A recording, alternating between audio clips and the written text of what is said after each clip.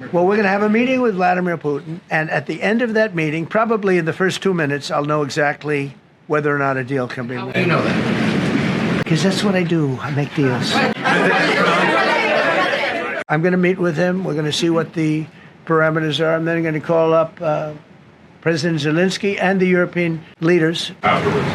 Right after the meeting, yeah. And I'm going to tell them what kind of a deal. I'm not going to make a deal. It's not up to me to make a deal. I think a deal should be made for both. I think Russia has to get back into building their country. It's a massive country. I think they have 11 time zones, if you can believe it.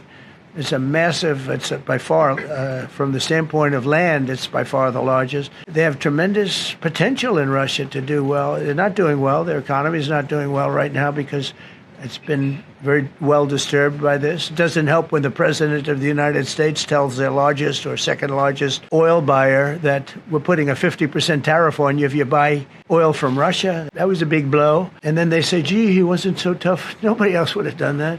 And I haven't stopped there. I mean, look, I was all set to do things far bigger than that, but I got a call that they'd like to meet, and I'm going to see what they want to meet about. I'd like to see a ceasefire. I'd like to see the best deal that could be made for both parties. You know, it takes two to tango, right? At your direction this morning, we've mobilized the D.C. National Guard. It'll be operationalized by the Secretary of the Army, Dan Driscoll, through the D.C. Guard. You will see them flowing into the streets of Washington in the coming week. At your direction as well, sir, there are other units we are prepared to bring in. Other National Guard units, other specialized units. They will be strong, they will be tough, and they will stand with their law enforcement partners. This is nothing new for DOD. As the President noted, at the border, we've got 10,000 troops down there who've been operating in defense cooperation areas, defense zones, where there's zero illegal crossings because of troops on strikers scanning the border. We've been protecting other people's borders for 20 years. It's about time we protect our own.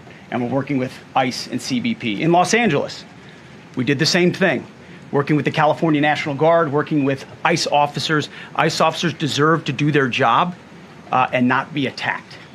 We will work alongside all D.C. police and federal law enforcement to ensure this city is safe, this city is beautiful.